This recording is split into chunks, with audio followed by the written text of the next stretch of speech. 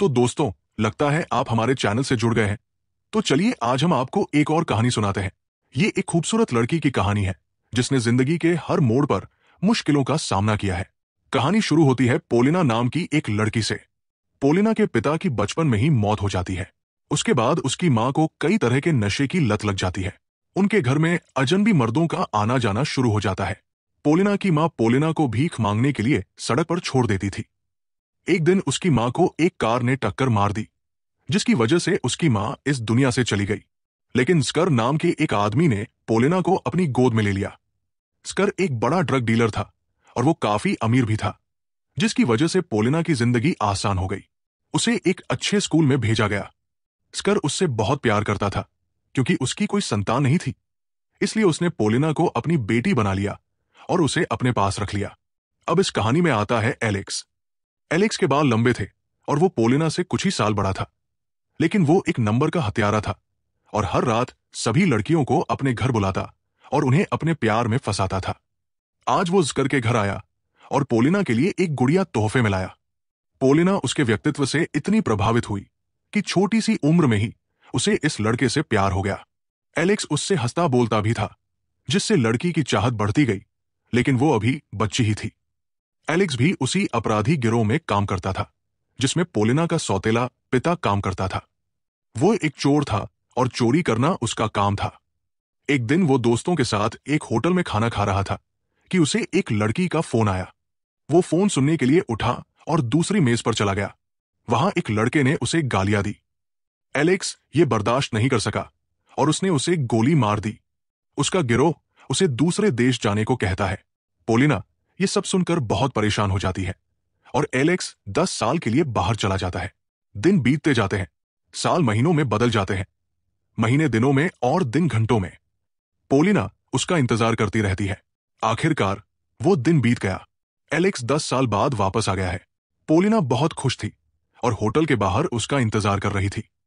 Alex की team का एक सदस्य उसे चिढ़ाने लगता है। पोलिना उसके चेहरे पर चाय फेंक देती है।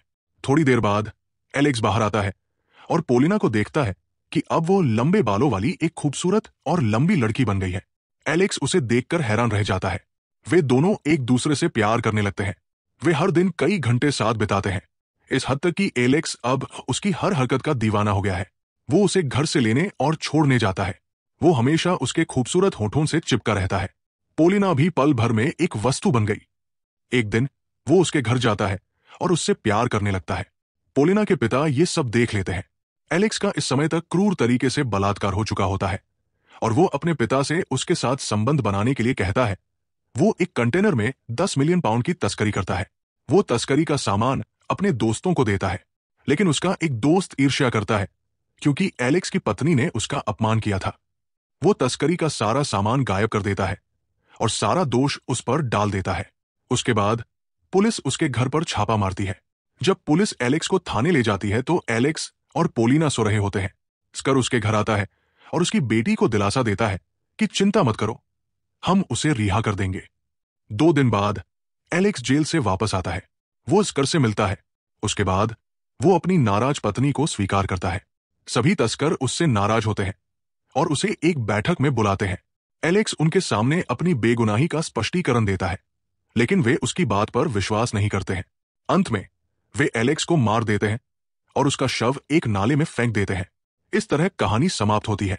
पोलिना को फोन आता है कि उसका पति अब नहीं रहा। स्कर उसे समझाता है कि इसमें मेरा कोई हाथ नहीं है, तुम अनजाने में मुझ पर शक कर रही हो। लड़की के दिल में बदले की आग जल रही थी। उसने अपनी दोस्त को फोन किया और उसे उसका साथ देने के लिए मना लिया। लड़की मान गई। सबसे पहले वो उस लड़के को खोजने गई जो उस दिन एलेक्स के साथ था। वो उससे कहती है कि तुम बाद में पोलिना से मिलोगे। वो कहता है कि इसकी क्या गारंटी है कि मेरे पास कुछ नहीं है। लड़की समझ जाती है कि पोलिना, तुम्हें कुछ नहीं होगा, बस उससे मिलो और उसे सारी बात बता दो।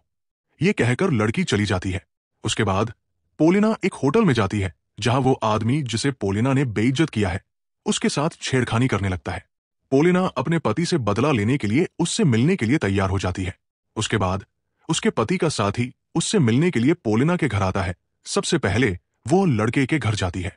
जो लड़का उसे डेट पर ले गया था उसे देखकर खुश हो जाता है और वो उसे छूने लगता है। लड़की उसे गोली मार देती है।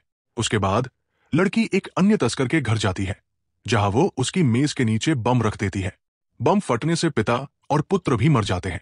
जब पुलिस को पता चलता है तो वे उसकी जांच शुरू करते हैं। अंत में लड़की एक आदमी को अपने घर बुलाती है और उसे मारकर वहां से भाग जाती है। पूरा पुलिस विभाग इस बात से चिंतित है कि ये कौन कर रहा है। एक पुलिस अधिकारी को इस लड़की पर शक होता है, इसलिए वो उससे मिलने जाता है। पोलिना उसे शक भी नहीं होने देती। पुलिसकर्मी उससे पूछता है, लेकिन पोलिना वहां से चली जाती है। स्कर भी चिंतित है, क्योंकि वो जानता है कि मेरी बेटी ने सभी हत्याएं की है। दूसरी ओर तस्कर एलेक्स के साथी को भी मार देते हैं। उसके बाद सभी तस्कर एक बैठक करते हैं, जिसमें पोलिना को ढूंढकर मारने का निर्णय लिया जाता है। पोलिना और उसकी दोस्त एक होटल के कमरे में सो रही है, लेकिन तस्कर उन्हें पकड़ लेते हैं और अपने अड्डे पर ले जाते हैं। सभी तस्कर वहां मौजूद हैं, जिसमें लड़की का पिता स्कर भी शामिल है। स्कर उससे अकेले में बात करता है। लड़की कहती है, तुमने मेरे पति को मार डाला। स्कर कहता है, मैंने उसे नहीं मारा। अगर तुम्हें मेरी बात पर विश्वास नहीं है तो ये पिस्तौल लो और मुझे मार दो।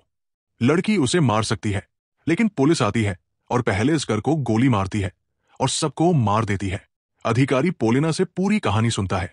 फिर वो उससे कहता है, इस शेर को छोड़ो और दूर भाग जाओ। लड़की भाग जाती है। कहानी यही खत्म